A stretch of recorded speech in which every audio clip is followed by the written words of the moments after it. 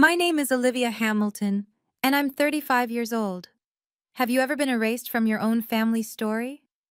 Last week, at my father's retirement gala, the pinnacle of his 30-year career as a prestigious school principal, I was literally kicked out of the VIP table in front of 200 guests. Not for causing a scene, not for being late, but for being just an elementary school teacher who apparently embarrassed the family.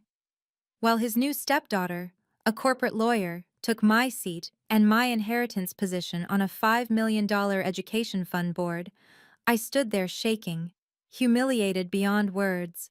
But what happened next? When my quiet, unassuming husband stood up and walked to that microphone, the entire ballroom fell silent. What he revealed about who he really was changed everything in less than 60 seconds. The look on my father's face, the gasps from the crowd, and especially my stepmother's dropped champagne glass. I'll never forget it. If you're watching this, please subscribe and let me know where you're watching from.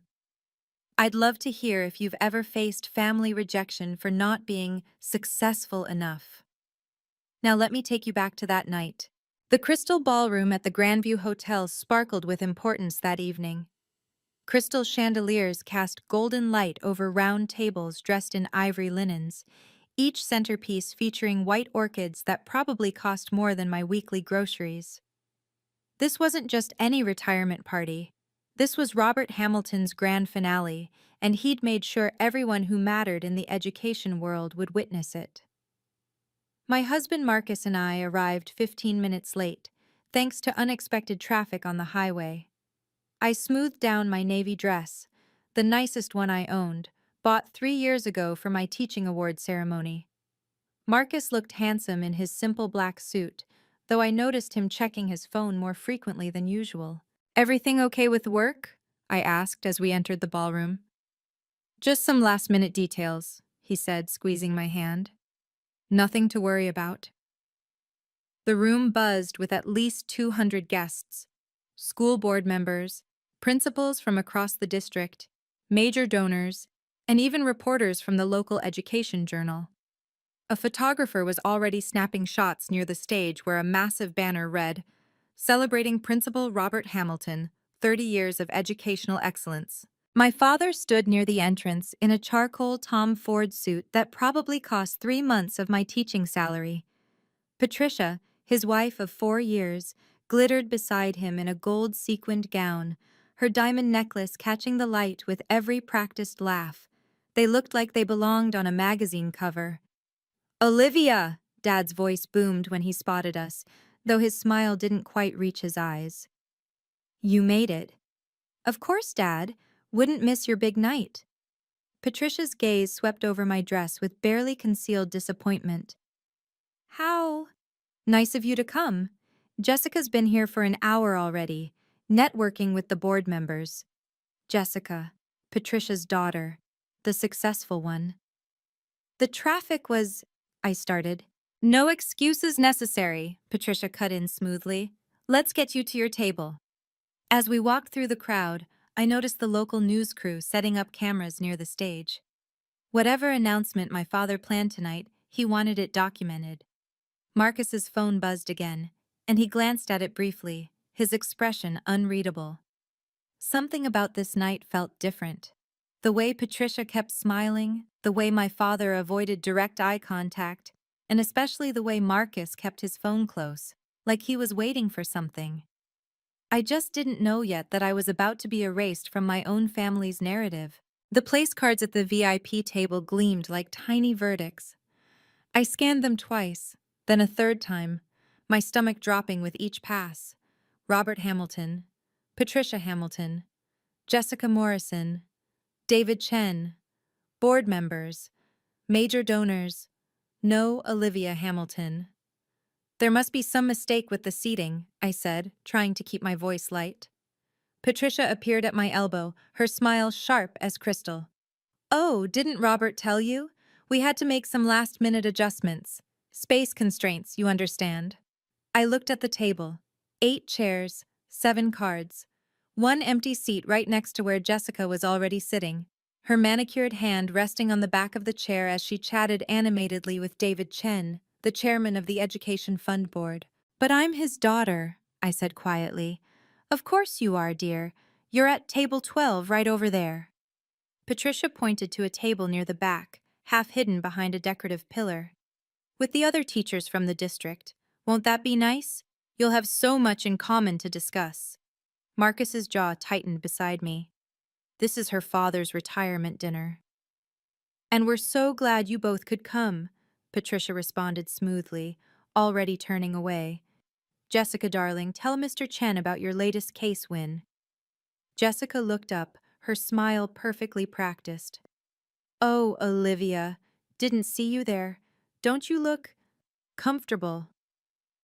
Her eyes swept my 3-year-old dress. Patricia was just telling everyone about my promotion to senior associate, youngest in the firm's history. The words stung exactly as intended. I stood frozen, watching my nameplate's absence like it was a prophecy. My father approached, straightening his tie. Dad, why am I not at your table? He shifted uncomfortably. Patricia thought it would be better for networking if Jessica. She has some connections that could benefit the fund. You understand, don't you? It's just business. Just business. My own father had made my exclusion a business decision. Marcus stepped forward, his voice calm but firm. Where exactly is Olivia supposed to sit? Table 12 is perfectly fine, my father said, not meeting my eyes. Many distinguished educators there. Distinguished educators. Code for the people who didn't matter enough for the VIP table. Jessica's laugh rang out as she touched David Chen's arm, discussing something about corporate sponsorships. She was sitting in my chair, living my moment, and everyone seemed perfectly fine with it. Marcus's phone vibrated. He glanced at it, and something flickered in his expression. Was that satisfaction? Come on, I whispered, tugging his arm. Let's just go to table 12. But I couldn't shake the feeling that I'd just been demoted in my own family hierarchy. Table 12 felt like exile. As we made our way through the ballroom, Patricia's voice carried over the classical music, each word precisely aimed for maximum impact. This is Jessica, my daughter, she announced to a circle of donors. Senior associate at Foster & Associates. She just won a multi-million-dollar case for the Peterson Foundation. A pause, then. Oh, and that's Robert's daughter, Olivia, heading to the back. She teaches elementary school at PS 48, the public one. The way she said public made it sound like a disease. Marcus's hand found mine under table 12's polyester tablecloth, a far cry from the VIP table's silk. Around us sat 5 other teachers, all looking slightly uncomfortable in their best clothes, clearly aware they were the bargain seats at this premium event. "Third grade, right?" asked Mrs. Chen, a middle school math teacher. "I heard you won Teacher of the Year last year." "I did," I said, managing a smile. "That's wonderful," she replied. But we both heard the unspoken truth. Wonderful didn't get you to the VIP table. From across the room, Jessica's voice rang out confidently as she discussed international tax law with someone from the mayor's office. Every few minutes, Patricia would gesture in her direction, making sure everyone knew that was her daughter, the successful one. My father worked the room, and I counted. He introduced Jessica to 12 people in 15 minutes. He walked past our table twice without stopping. Marcus squeezed my hand tighter. His phone lit up with a message, and I caught a glimpse. "Confirmation received. Ready when you are." "What's that about?" I asked. "Just work," he said. But there was something in his tone I couldn't place. "How are you holding up?" "I'm fine," I lied. "No, you're not." His brown eyes met mine, steady and warm. "And you shouldn't have to be." From the VIP table, another burst of laughter. Patricia was now telling someone about Jessica's Harvard law degree, loud enough for our corner to hear. "We're just so proud of what she's accomplished. It takes real ambition to reach those heights." Real ambition. Unlike teaching 8-year-olds to read, apparently. Mrs. Chen leaned over sympathetically. "Family events can be complicated." I nodded, watching my father beam at Jessica as she showed him something on her phone, probably her latest bonus statement. Meanwhile, I had 28 students' handmade thank you cards in my desk drawer, but those didn't translate to networking opportunities. Marcus typed something quickly on his phone, then put it away. "Whatever you're planning," I whispered. "Don't. It's not worth it." He kissed my temple. "You're always worth it." The lights dimmed slightly as my father took the stage, tapping the microphone with practiced authority. 200 faces turned toward him, and the photographer positioned himself for the perfect shot. "Thank you all for joining us tonight," Dad began, his voice carrying that principal's authority I'd grown up admiring. "As I stand here, preparing to close this chapter of my career, I'm overwhelmed by gratitude." He launched into acknowledgments: the school board, fellow principals, major donors. Then came the personal section. My heart rate picked. "I'm blessed with a wonderful family," he said, gesturing to the VIP table. "My beautiful wife Patricia, who's been my rock these past 4 years. And I'm especially proud tonight to have Jessica Morrison here, Patricia's daughter, who I've come to think of as my own." As my own. The words hit like ice water. Jessica just made senior associate at Foster & Associates, the youngest in their history. Harvard Law, summa cum laude. She represents everything we hope education can achieve: ambition, excellence, and the drive to reach the very top of her field. The applause was enthusiastic. Jessica stood, waving graciously, her red designer dress catching every light. The photographer snapped multiple shots. I waited. Surely now he'd mention, "Family is everything," Dad continued, moving on to thank the catering staff. That was it. His other daughter, the one who'd followed in his footsteps into education, didn't merit a mention. 30 years in education, and he couldn't acknowledge the daughter who became a teacher. Mrs. Chen touched my arm gently. "That was expected," I finished, surprised by how steady my voice sounded. But inside, memories flooded back. Dad missing my college graduation because Patricia had planned a cruise. Forgetting my birthday 2 years running. The Christmas dinner where Jessica's promotion dominated every conversation while my Teacher of the Year award went unmentioned. "You know what?" Marcus said suddenly, his voice carrying an odd note. "I just remembered something." "What?" "The first time you told me about winning that teaching award. You were so excited you called your dad immediately." He paused. "He said he'd call you back. Did he ever?" The answer sat between us, heavy as stone. No, he never called back. On stage, Dad was now telling a funny story about his first day as principal. The crowd laughed warmly. He was charming, commanding, everything a leader should be, everything a father should be, except to the daughter who disappointed him by choosing passion over prestige. Marcus's phone buzzed. He read the message, and for the first time tonight, he smiled. "What?" I asked. "Just remembering why I married a teacher," he said. "And why that matters more than anyone in this room realizes." If you've ever felt invisible in your own family, or like your achievements don't matter because they're not flashy enough, please hit that subscribe button. Your support means everything, and I'd love to know. Have you ever had to stand up to family members who didn't value you? Share your story in the comments below. I'm reading every single one, and it helps to know we're not alone in these struggles. Now, let me tell you what happened when things got even worse. Because my father's next announcement changed everything I thought I knew about my place in the family. My father returned to the microphone, his expression shifting to what I recognized as his important announcement face. The same one he'd worn when telling me about marrying Patricia. "Now for the evening's major announcement," he said, commanding instant silence. "As you know, the Hamilton Education Fund has received a generous commitment of $5 million from TechEdu Corporation." Appreciative murmurs rippled through the crowd. 5 million was substantial, even for this well-heeled audience. "This fund will provide scholarships and resources for emerging educational leaders," Dad continued. "And tonight, I'm thrilled to announce who will take my seat on the fund's board of directors when I retire. My breath caught. This was it. The position he'd promised me 3 years ago when the fund was first established. When I retire, Olivia, you'll carry on the family tradition, he'd said. Your classroom experience will be invaluable. After careful consideration, Dad said, his voice swelling with pride, I'm delighted to announce that Jessica Morrison will be joining the board as my successor. The room erupted in applause. Jessica stood, smoothing her red dress, waving like she'd just won an Oscar.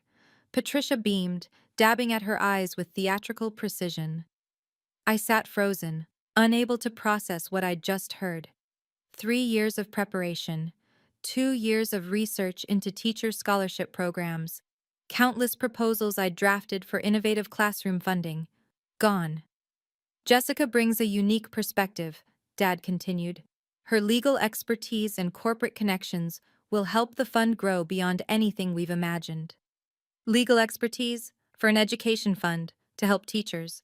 Marcus's hand gripped mine so tightly it almost hurt. That position was yours. I know, I whispered. But it was worse than just losing the position.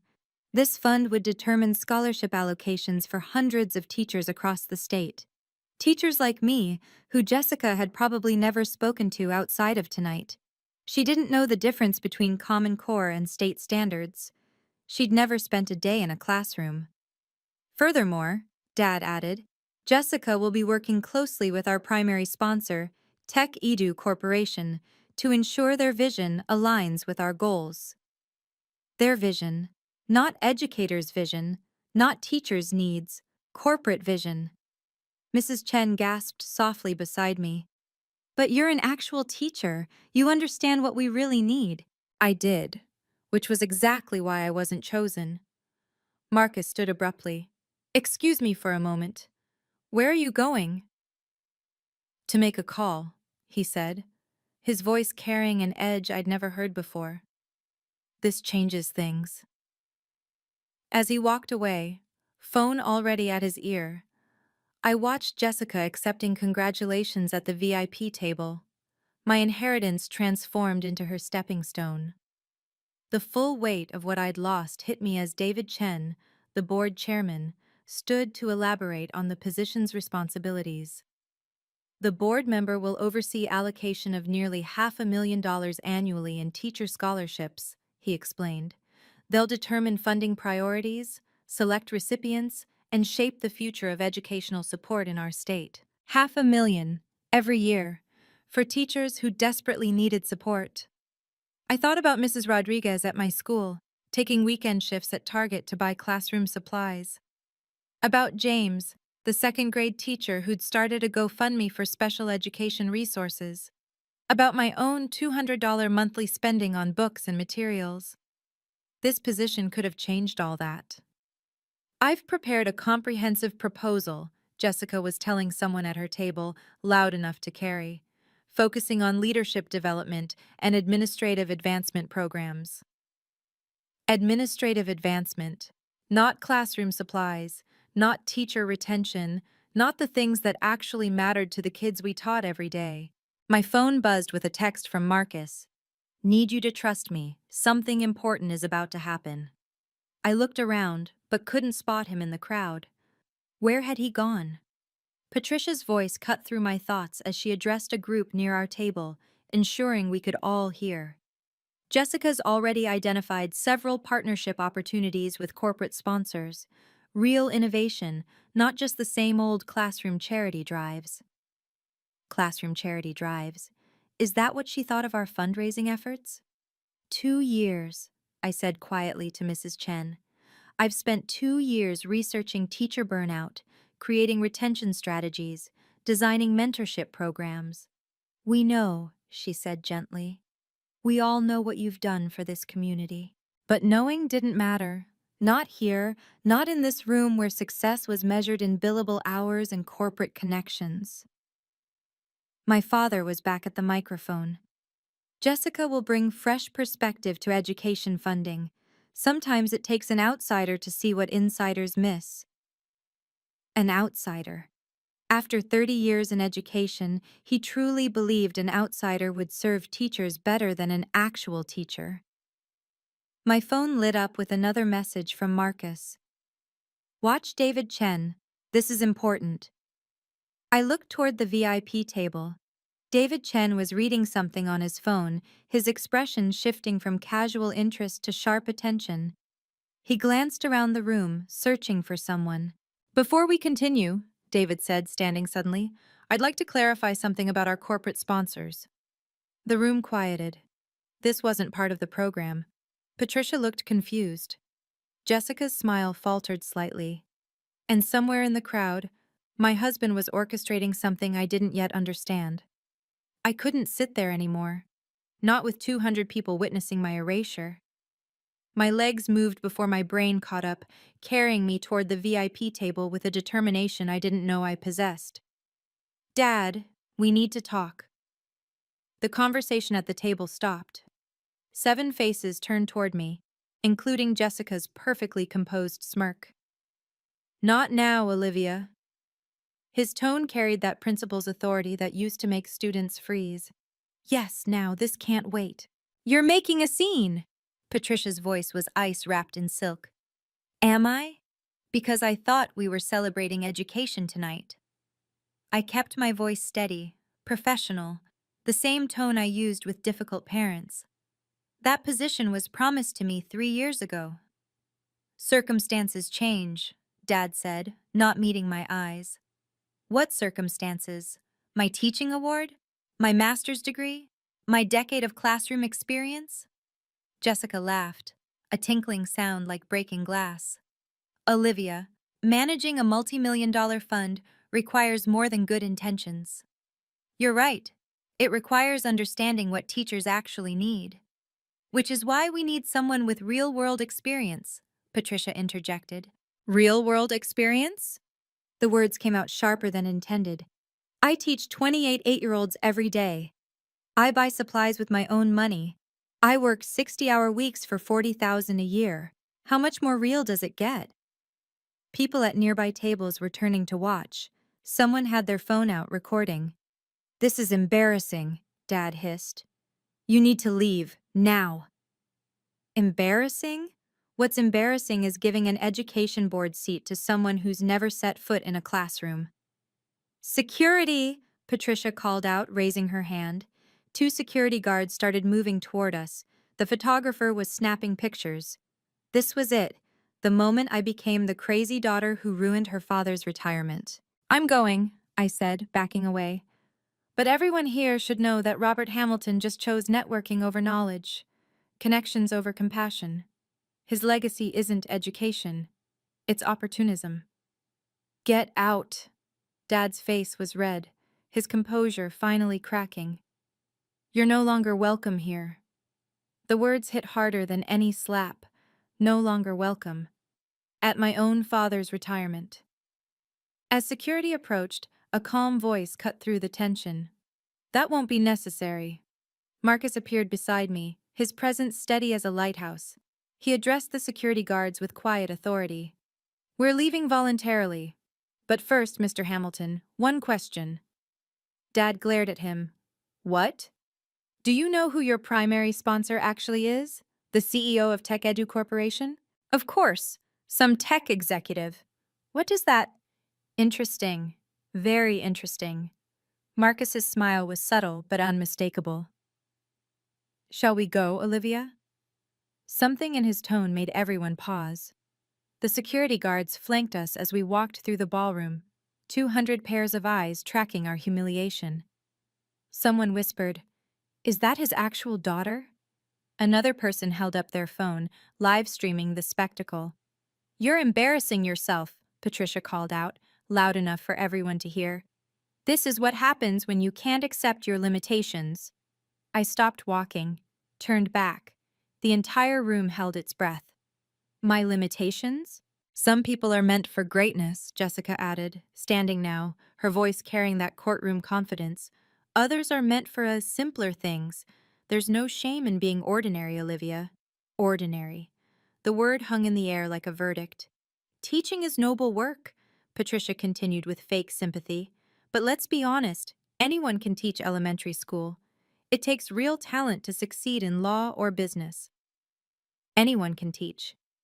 I thought of Tommy, my student with dyslexia who'd finally learned to love reading, of Sarah who'd overcome selective mutism in my classroom, of the 17-hour days, the differentiated instruction, the child psychology courses, the endless patience required to shape young minds. You're right, I said quietly. Anyone can stand in front of a classroom. Not everyone can teach. There's a difference. Dad stood up at the VIP table, his face burgundy with rage. Security, escort them out now. Robert, David Chen interjected. Perhaps we should— Stay out of this, David. This is family business. Family business. Being publicly humiliated was family business. The guards moved closer, and one touched my elbow. Ma'am, we need you to leave. Don't touch my wife. Marcus's voice was steel-wrapped in velvet. The guard immediately stepped back. Or what? Dad challenged. You'll both leave? Please do. Jessica's announcement is the only one that matters tonight. Marcus pulled out his phone, typed something quickly. You're absolutely right, Robert. Jessica's announcement does matter. In fact, it matters to quite a few people. What's that supposed to mean? Patricia demanded. You'll find out. Marcus pocketed his phone. David, you might want to check your email. I just sent you something important. David Chen frowned, pulling out his phone. His eyes widened as he read. What did you— Dad started. Nothing that wasn't already in motion, Marcus said calmly. Olivia, let's go. We don't need to be here for what happens next. As we walked toward the exit, I heard David Chen's urgent voice. Robert, we need to talk. Now. The last thing I saw was my father's confused face as David Chen showed him something on his phone, and Patricia's perfectly composed expression beginning to crack. We were almost at the ballroom doors when Marcus stopped abruptly. Actually, I've changed my mind. He turned back toward the room, his stride purposeful. I'd never seen him like this. Usually my husband was the quiet one, content to support from the sidelines. But something had shifted. Marcus, what are you doing? Something I should have done the moment they changed your seat. He walked straight to the stage, taking the stairs two at a time. Excuse me, Mr. Hamilton, Marcus said into the microphone, his voice carrying that same calm authority I'd heard him use on conference calls. One quick question before we go. Dad looked ready to explode. Get off that stage. Just one question. You mentioned TechEdu Corporation is providing $5 million to your fund. That's quite impressive. Do you know much about TechEdu? What kind of question is that? Patricia shrieked. Security! But David Chen raised his hand, stopping security. Let him speak, Robert. This is relevant. Marcus continued, unruffled. TechEdu specializes in educational technology for underserved schools. They, believe every child deserves quality education regardless of zip code. He'd said we. Fascinating company history, actually, Marcus continued conversationally. Founded 5 years ago by someone who watched his mother struggle as a public school teacher. She spent her own money on supplies, worked weekends without pay, never got the recognition she deserved. Sound familiar?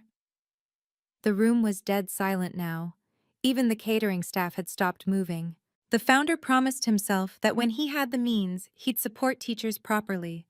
Not with empty words or photo ops, but with real resources. Marcus looked directly at my father. That founder believed teachers like Olivia, the ones who stay late tutoring struggling students, who spend their summers designing innovative curricula, who see potential where others see problems, those teachers deserve more than a seat at the back of the room. What's your point? Dad demanded, though his voice had lost its edge.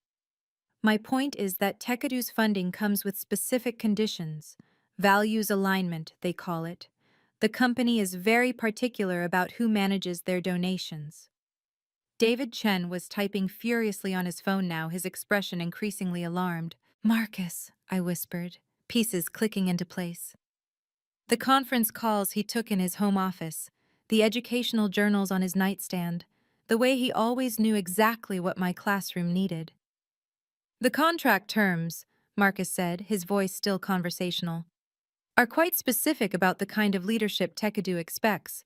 Strange that you didn't review them more carefully. My father's face had gone from red to pale. You're not. You can't be. Marcus smiled. It wasn't a cruel smile, just matter of fact. Interesting assumptions, Mr. Hamilton. David Chen stepped forward, his phone in hand, voice urgent. Robert, we need to discuss this immediately. The contract specifications.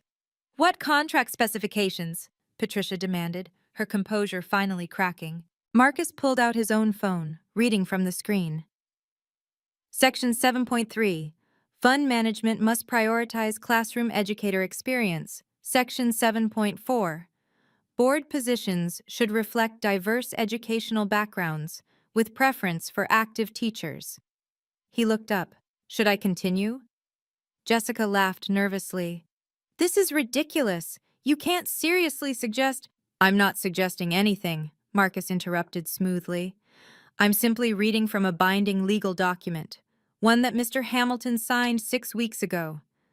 My father grabbed the contract from David Chen, scanning it frantically. His face went even paler. Furthermore, Marcus continued, Tech Edu reserves the right to withdraw funding if these conditions aren't met. It's all there in black and white.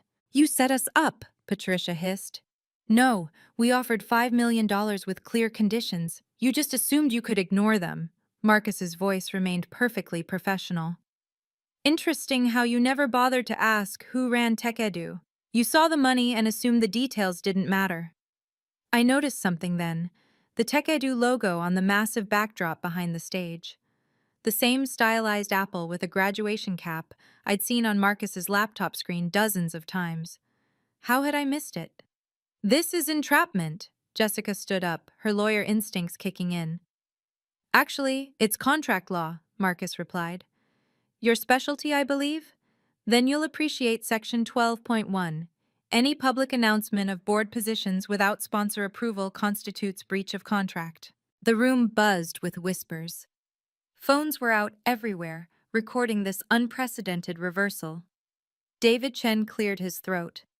Robert, as board chairman, I have to ask, did you review this contract with legal counsel before signing? Patricia said Jessica had reviewed it. All eyes turned to Jessica, who suddenly looked less like a senior associate and more like a deer in headlights. I skimmed it. It seemed standard. Skimmed. David Chen's tone could have frozen water. A $5 million contract and you skimmed it. Marcus stepped back from the microphone. Mr. Chen, I believe you have some decisions to make about the fund's leadership. We'll await your response. As he walked back toward me, the room erupted. David Chen was calling an emergency board meeting. Patricia was screaming at Jessica. My father stood frozen, staring at the contract like it might disappear if he looked hard enough. And on the backdrop behind them all, the Tech Edu logo seemed to glow a little brighter. Are you still with me? If this story resonates with you, please take a second to like this video. It really helps more people find these stories. And if you're wondering what Marcus is about to reveal, trust me, you won't want to miss this next part. Have you ever had someone stand up for you when you couldn't stand up for yourself? That moment when someone you love shows you just how valued you really are? Let me know in the comments. Now here's where everything changed, where the truth finally came out in front of everyone. Patricia's composure shattered completely. She grabbed the microphone from the podium, her voice shrill with desperation.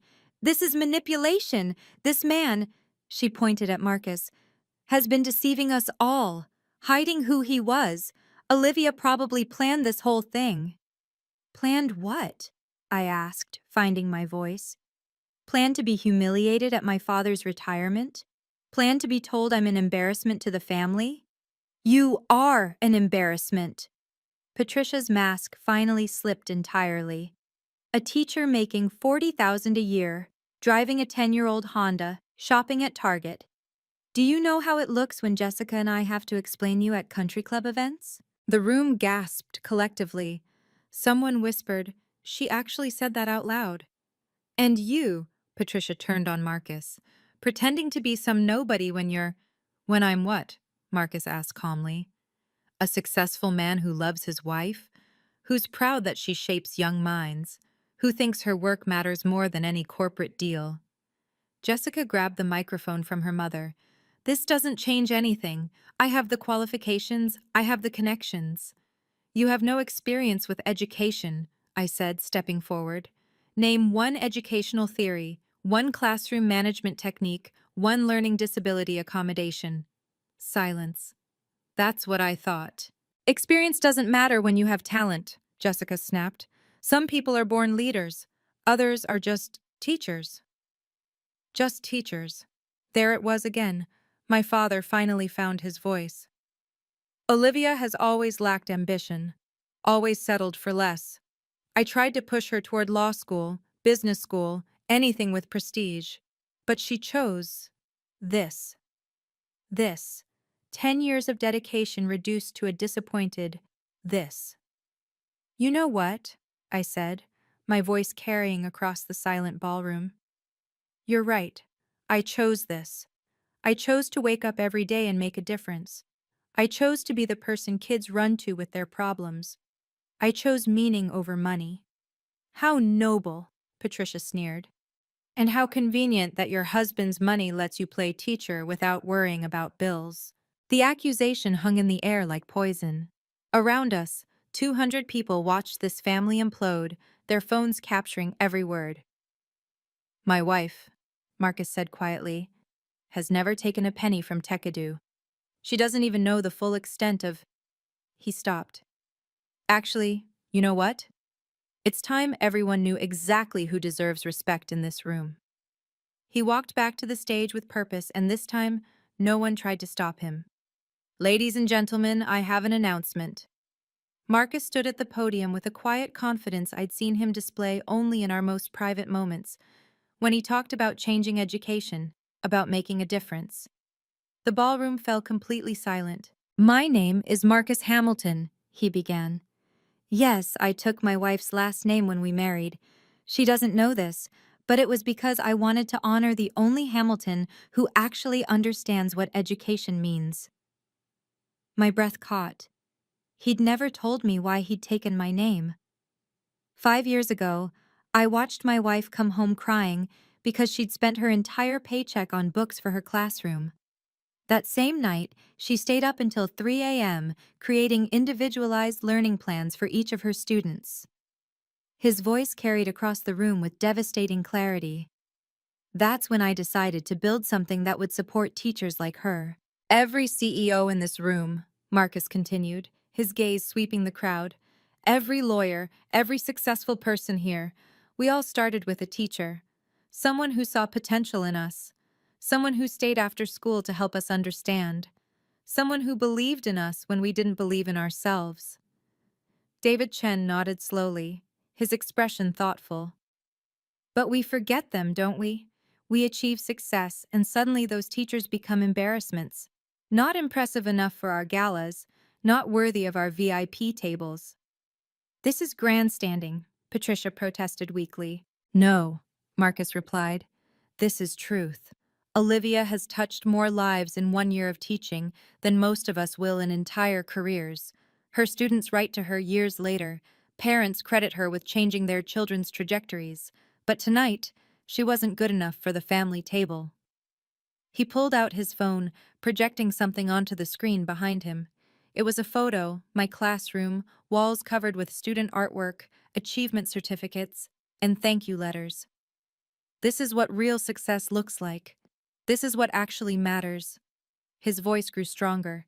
"And if Robert Hamilton can't see that, if he values networking over knowledge, prestige over purpose, then he doesn't deserve what Tekadu offers." "You can't withdraw funding over personal issues," Jessica called out, her lawyer instincts kicking in. Marcus smiled slightly. "I'm not withdrawing anything over personal issues. I'm withdrawing it over values misalignment. Section 3.2 of the contract. The sponsor reserves the right to redirect funds if the recipient organization fails to demonstrate commitment to classroom educator support. Redirect? David Chen asked sharply. Redirect where? Marcus looked directly at me, and for the first time that night, his professional mask slipped, revealing pure love and pride. To someone who actually deserves it. I should properly introduce myself, Marcus said, his voice carrying absolute authority now. I'm Marcus Hamilton, founder and CEO of TechEdu Corporation. The ballroom erupted, gasps, exclamations, chairs scraping as people stood for a better view. The photographer's camera clicked rapidly, capturing the moment my father's empire crumbled. That's impossible, Patricia stammered, gripping the table edge. You're nobody. You drive a Honda Civic. You shop at Costco. I do, Marcus agreed. Because I'd rather put money into classrooms than into status symbols. Revolutionary concept, I know. My father had collapsed into his chair, his face ash gray. You've been lying to us for 7 years. I never lied. You never asked. You assumed a quiet man who supported his teacher wife must be unsuccessful. Your prejudice blinded you. Jessica's phone rang. She answered reflexively, her face draining of color as she listened. I understand. Yes, sir. She hung up, looking stunned. That was managing partner Richardson. Foster and Associates wants to discuss the firm's reputation risk. What? Patricia shrieked. The live stream of tonight has already hit 50,000 views, someone called out. It's trending. David Chen stepped forward. Mr. Hamilton, Marcus, as board chairman, I need to know your intentions regarding the fund. Marcus never broke eye contact with my father. TechEdu Corporation is withdrawing all funding from the Hamilton Education Fund, effective immediately. You can't, my father roared, finally finding his voice. We have a contract, which you violated the moment you announced Jessica's appointment without sponsor approval. Your own lawyer should have caught that. He glanced at Jessica. Oh, wait. The irony was devastating. Jessica's incompetence had given Marcus the perfect exit clause. Furthermore, Marcus continued, I'm establishing a new fund, the Olivia Hamilton Excellence in Teaching Foundation. $5 million, managed by actual educators for actual educators. The teachers at Table 12 started applauding. Then Table 11 joined. Soon, half the room was clapping. All the educators who'd been relegated to the back, all the ordinary people who actually understood what mattered. David, Marcus addressed the board chairman, I'd like you to consider chairing the new foundation. We need someone with your integrity. David Chen looked between Marcus and my father, his decision clear. I'd be honored. This is theft, Patricia screamed. We'll sue. Please do, Marcus said calmly. I'm sure the publicity will be wonderful for everyone involved. Principal's wife calls teachers embarrassments, has such a nice ring to it. My father stood slowly, his dignity in tatters, his legacy destroyed in minutes. Olivia, you've ruined everything. But I wasn't looking at him anymore. I was looking at my husband, the man who'd just revealed himself as my fiercest protector, my quietest champion. Effective immediately, Marcus announced, his voice carrying the finality of a judge's gavel. TechEdu Corporation withdraws all funding from the Hamilton Education Fund. The words echoed through the ballroom like thunder. $5 million, gone in a single sentence. You can't do this! My father lurched toward the stage. That money was promised. The announcements were made. The programs were planned. Plans change, Marcus said, echoing my father's earlier words back to him. Isn't that what you told Olivia about her board position? David Chen was already on his phone, likely calling an emergency board meeting. Other board members huddled together, their whispers urgent and panicked. This is vindictive, Jessica accused, her voice shaking. You're punishing a fund that helps children because of a family dispute.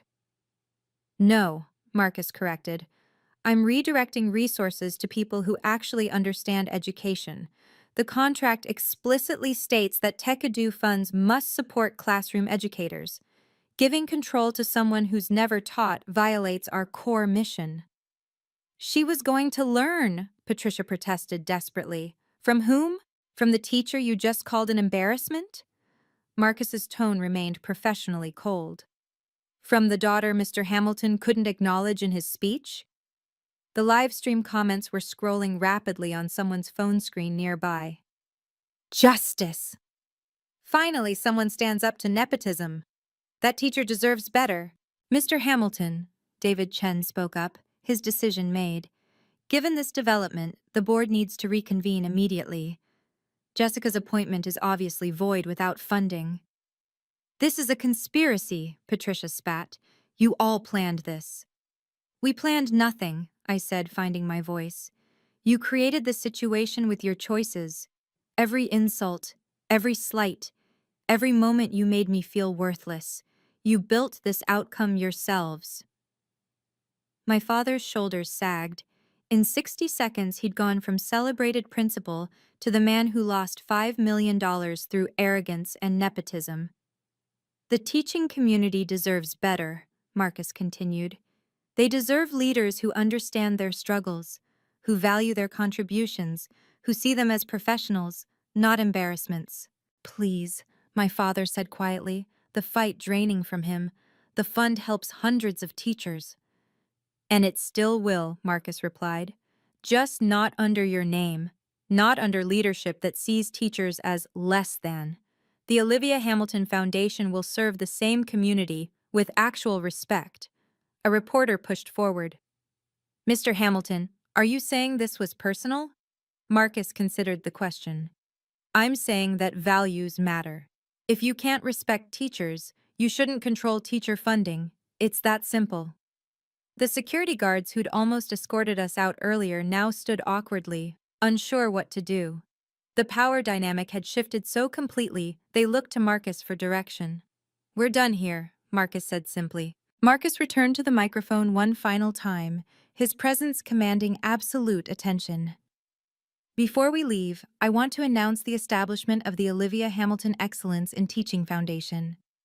His voice carried pride that made my eyes burn with tears.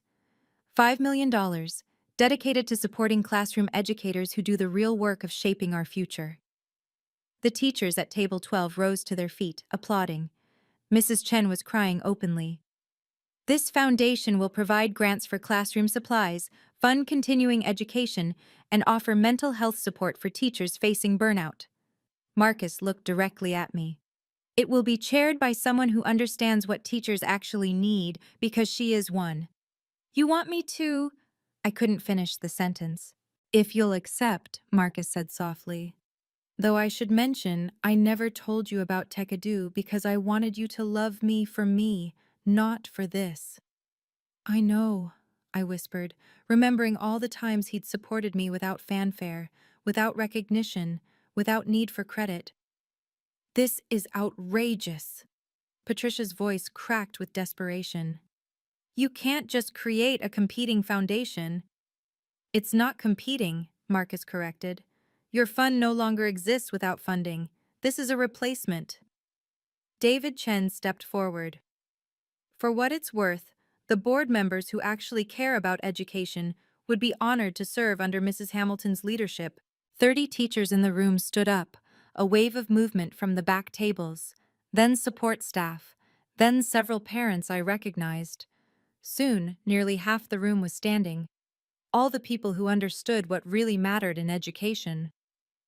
Additionally, Marcus announced, Tech Edu will match any donation made to the foundation tonight, dollar for dollar. Immediately, phones came out. The head of the local teachers union called out, 10,000 from our emergency fund. 20,000 from the Parent-Teacher Association, someone else shouted. Within minutes, pledges totaling $300,000 filled the air. With matching, we'd raised over $500,000 in addition to the base funding. Jessica stood frozen, watching her carefully planned future crumble. The board position, the prestige, the networking opportunities, all evaporating because she'd skimmed a contract. This won't stand, she said weakly. There are legal implications. You're right, Marcus agreed. Your firm will probably want to discuss how their senior associate missed crucial contract terms that cost a client $5 million. That does have legal implications. Her phone rang again. She looked at the screen and didn't answer. Mrs. Hamilton, David Chen addressed me formally. Would you accept the position of founding chair? I looked at my father, who sat defeated at his VIP table, his grand retirement transformed into public humiliation, then at Marcus, who'd protected me while respecting my independence. I accept.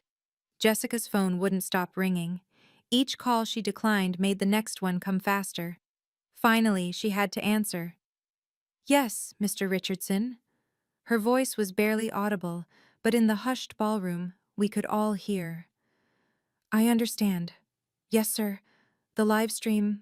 I know. Tomorrow morning. Yes, sir. She hung up, her hands trembling. The senior associate who'd strutted in designer heels now looked like a law student who'd failed the bar. They want to discuss damage control, she said numbly. The firm's biggest education client saw the stream. They're reconsidering their representation. What did you expect? Mrs. Chen asked, not unkindly. You publicly insulted an entire profession. Teachers are parents, too. They're voters, they're clients. The reality was sinking in. Jessica hadn't just insulted me. She'd insulted every teacher watching, every parent who valued education, every person who remembered a teacher who'd changed their life. Patricia grabbed her daughter's arm. We'll fix this. We'll issue a statement. We'll say you were misquoted. It's live-streamed, Mom, Jessica said flatly. 50,000 views and climbing. The legal blogs are already picking it up. Lawyer who skimmed multi-million-dollar contract calls teachers worthless. Her phone buzzed with the text. She read it and actually laughed. A broken, disbelieving sound. The State Bar wants to discuss my public conduct. Apparently, demeaning educators violates professional ethics standards. Marcus spoke quietly. Actions have professional consequences. You chose to build your career on stepping on others. Now others are stepping back. This is your fault. Patricia turned on me viciously. If you just accepted your place, her place, Marcus interrupted. Her place is wherever she chooses to stand. And tonight, she's standing as the head of a foundation that will actually help teachers, not just use them for photo opportunities. David Chen cleared his throat. Robert, the board needs your resignation letter by Monday. Given tonight's events, your continued involvement would be problematic. My father didn't respond. He sat staring at the tablecloth, aging years in minutes. For what it's worth, I said quietly, I never wanted this. I just wanted to be included, to be valued, to have my father proud of what I do. I was proud, he said hoarsely. I wanted more for you. More than shaping the future? More than being loved by 28 kids who think I hung the moon? More than making a real difference? I shook my head. That's not more, Dad. That's just different. And different isn't better. Jessica's phone rang again, another client pulling out, another consequence landing. The empire built on dismissing teachers was crumbling, one phone call at a time. By the time we left the ballroom, the video had gone viral. 2 million views in 3 hours. The hashtag #HatchTeachers_deserve_respect was trending nationally. My phone hadn't stopped buzzing. Messages from former students, fellow teachers, parents who'd heard what happened. The story had struck a nerve. Every teacher who'd been told they were just a teacher, every educator who'd been asked, but what's your real job? The internet never forgets, Marcus said as we sat in our car, watching the numbers climb on social media. The fallout was swift and merciless. Screenshots of Patricia calling teachers embarrassments became memes.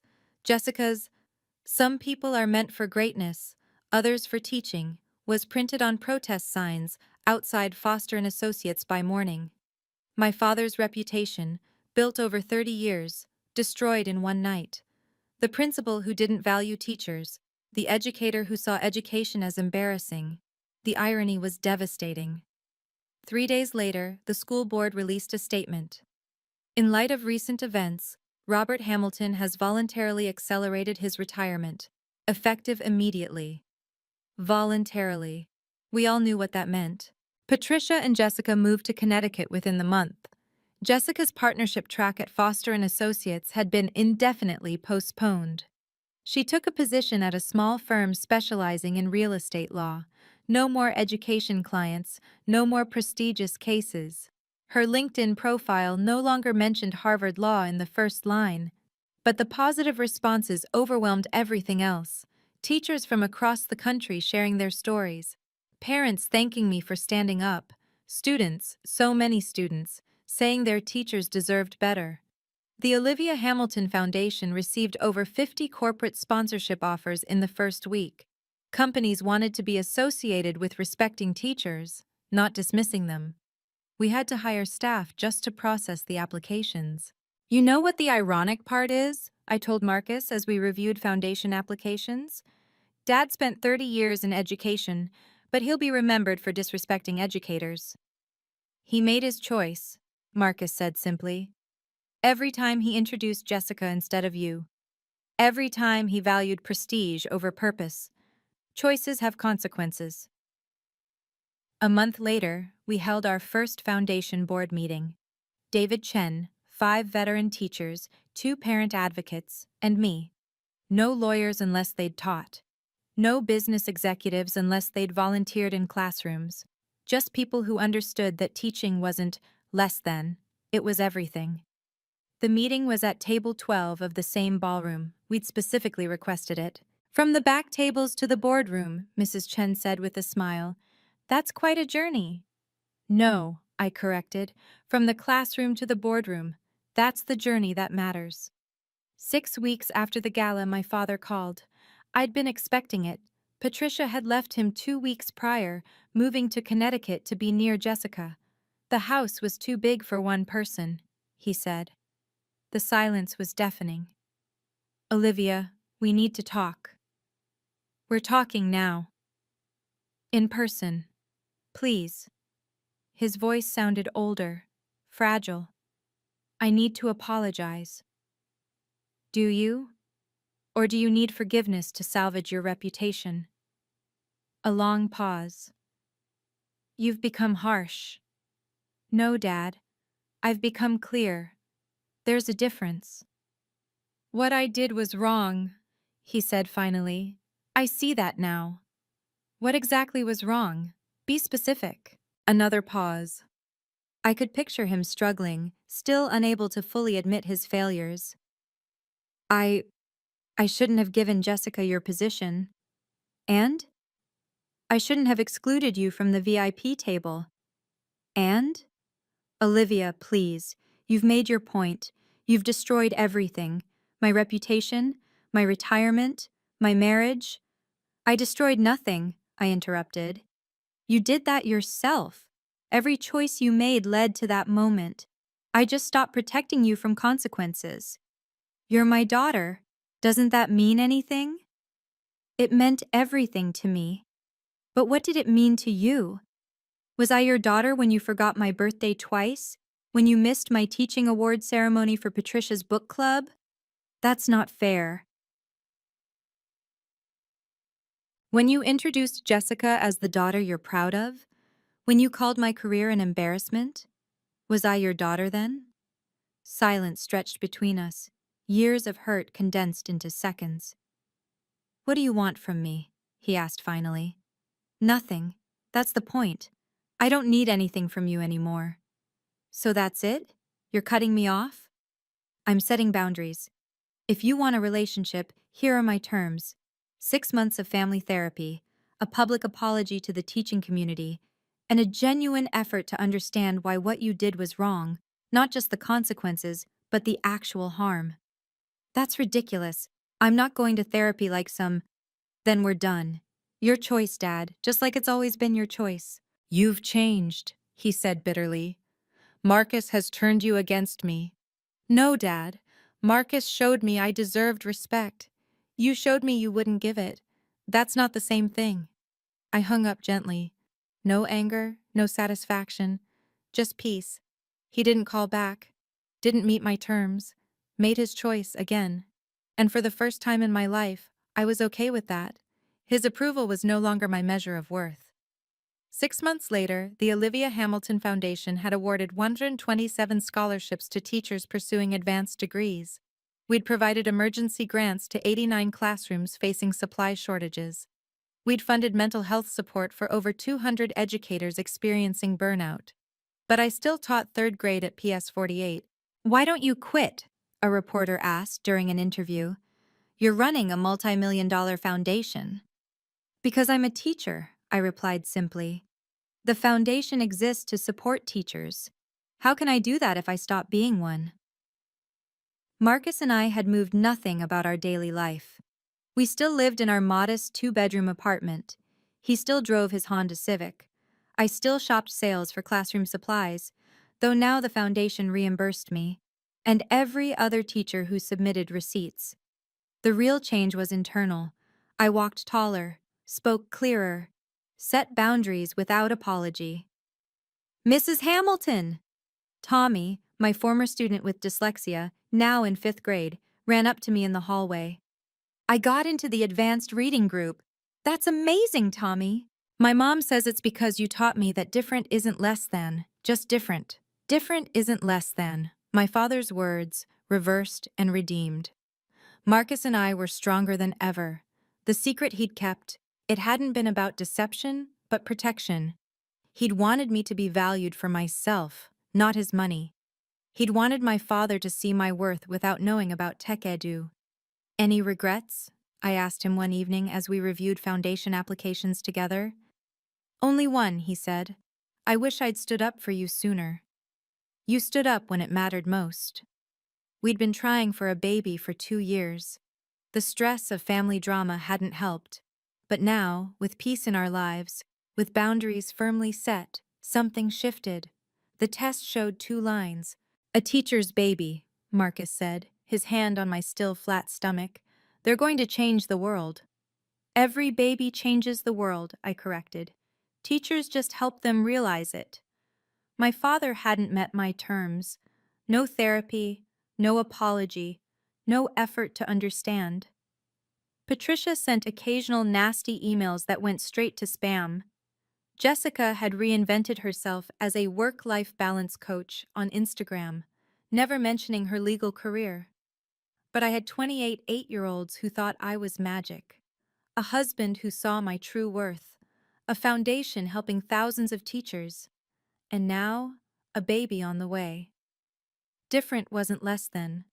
It was everything.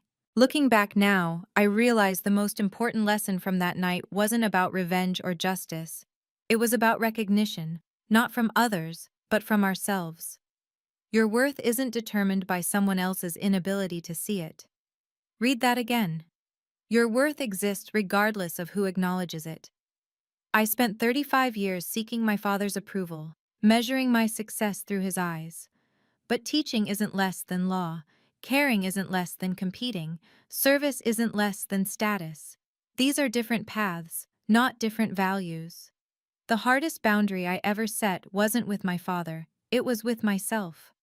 The boundary against self-doubt, against internalized criticism, against believing that choosing purpose over prestige made me less than. Marcus didn't save me that night. He revealed what was already true, that my work mattered, that my choice had value, that the 28 kids who learned to read in my classroom were just as important as any corporate merger. The foundation has grown beyond anything we imagined. But you know what makes me proudest? Last week, one of my former students became a teacher.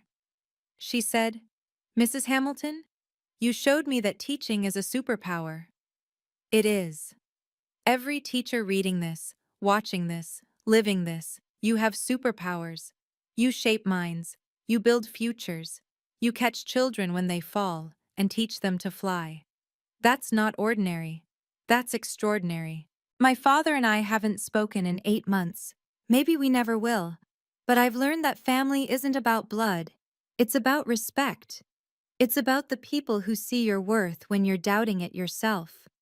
It's about the husband who builds an empire to honor your work. It's about the students who write thank you letters 10 years later. For those of you facing similar situations, whether it's family, friends, or colleagues who diminish your choices, remember this. Their inability to see your value doesn't diminish it. Their need to rank worth by salary doesn't define it. Their discomfort with your joy doesn't destroy it. Set your boundaries with love, but hold them with steel. You deserve to be celebrated, not tolerated. You deserve to be valued, not compared. You deserve respect for the path you've chosen, especially when that path serves others. And sometimes, just sometimes, the universe conspires to give you a Marcus, someone who sees you, values you, and when necessary, reveals the truth about your worth to the world. But even if it doesn't, even if you're standing alone at table 12 while others sit at the VIP table, remember that your worth isn't determined by your seat assignment. It never was. Thank you so much for listening to my story. If it touched you in any way, please subscribe and hit the notification bell. I share stories like this every week. Gerkashe. I'd love to hear from you. Have you ever had to choose between family approval and self-respect? What would you have done in my situation? And teachers, what's the most dismissive thing someone said about your profession? Let's celebrate each other in the comments. Remember, you deserve to be valued for who you are, not who others want you to be. Until next time, stay strong and keep setting those boundaries.